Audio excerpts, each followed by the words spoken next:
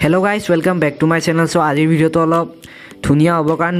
আজিৰ ভিডিওটো একদম কম সময়ত আপোনালোকক ভাল বস্তু দেখুৱাম তো বলক ভিডিওটো ষ্টাৰ্ট কৰোঁ সো আজি মই আহিছোঁ বগৰীবাৰী কালী মন্দিৰ যিটো আছে কোকৰাঝাৰ ডিষ্ট্ৰিক্টত এণ্ড আপোনালোকে চাব পাৰে এইটো কালী মাৰ মূৰ্তি এণ্ড এইটো প্ৰায় 25 হাত ওখ এণ্ড 43 ফিট মান ওখ হ'ব চাগে এণ্ড এইটো আপোনালোকে চাব পাৰে শিৱলিংগ আছে ওচৰত এণ্ড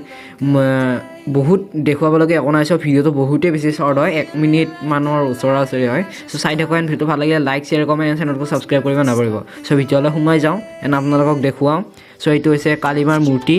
এণ্ড আপোনালোকক আহি কিনে এটা বস্তু দেখুৱাই দিওঁ চাওঁ এই আপোনালোকে মুখৰ চিবাৰ আছে আৰু এনেকৈ